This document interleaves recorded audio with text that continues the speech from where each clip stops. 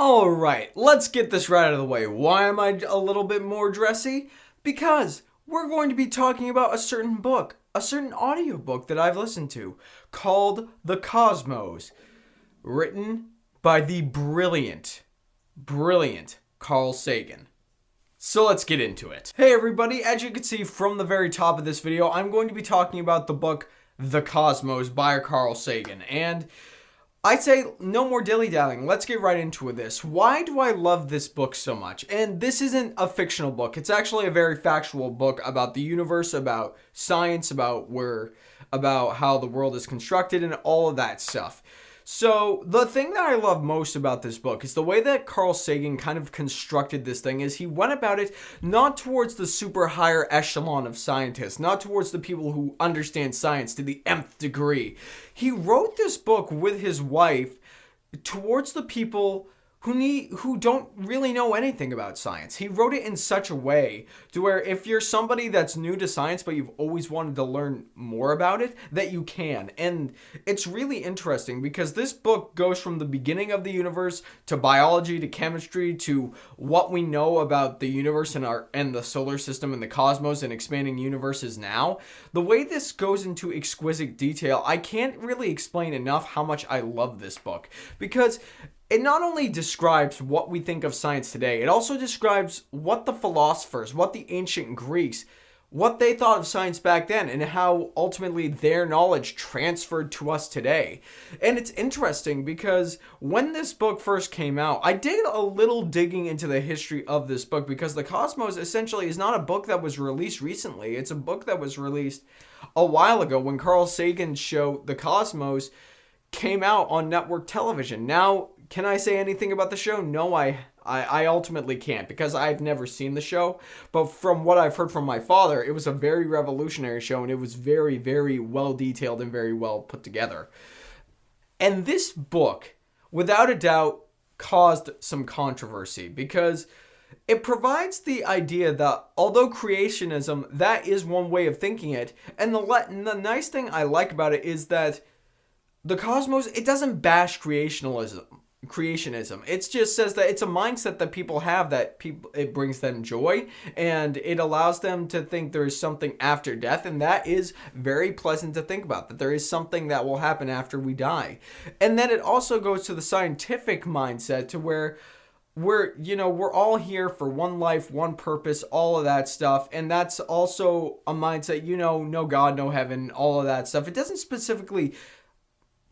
doesn't bastardize the idea of creationism, is what I'm trying to say. And that's something that I really enjoy. It says that you can either have the perspective of science and say all of this stuff over here, or creationism over here and still believe in science and all that stuff over here. So really, two sides coming together to actually find a solution about the universe that we live in today. But ultimately, because of the way he phrased it, it is going to cause some controversy, or it did back then when the book was first published.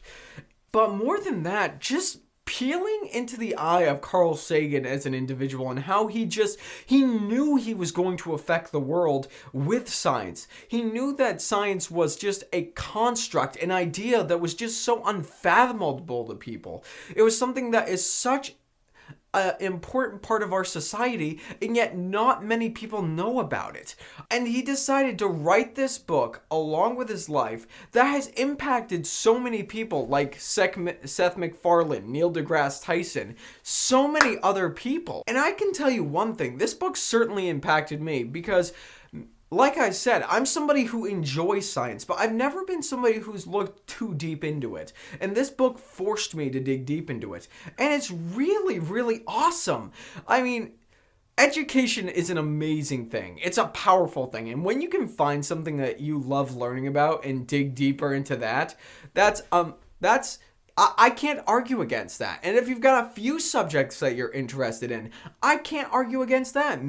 I love science, through Star Trek, Star Wars, sci-fi stuff that I've learned through movies. I do like learning about the bigger picture stuff, about philosophy, about where our universe is, what's going to be happening within the next 20 years, how our Earth and our ecosystem and all the scientific evidence around us is going to affect us as a species going 100 years forward. And I can't speak enough praises about this book. Like I said, there really isn't a major plot to this book besides the fact it's just an exploration of the scientific theory of science around us on a daily basis, and I don't really have anything against the book other than it does sometimes feel like listening to a bit of a textbook, like a college textbook that you never want to read.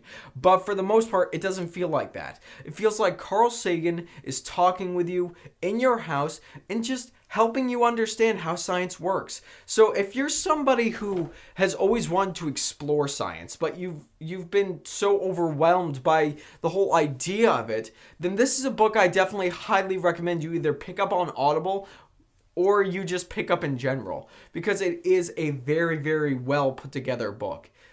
And at the end of the day, guys, like I said, I don't really have anything wrong with the Cosmos, so I will say I'm going to give the Cosmos an A. If you guys weren't here for when I rated Thrawn Alliances, I'm going to start using a letter grade when I rate video games and books, so that way it splits up a little bit of a difference from my movie reviews. But at the end of the day, guys, it is what you say that matters. So have you had a chance to read the Cosmos? Did you like it? Did you hate it? Or are you indifferent because you just haven't had the chance to read it? And I highly recommend that you do.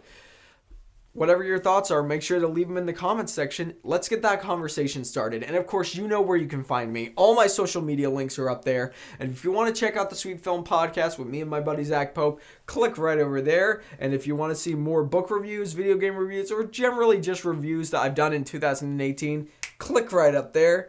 And of course, if you like what you've seen here and you want to see more, click right there and subscribe and become part of the fray of nerds who love cinema. You all have a fantastic day.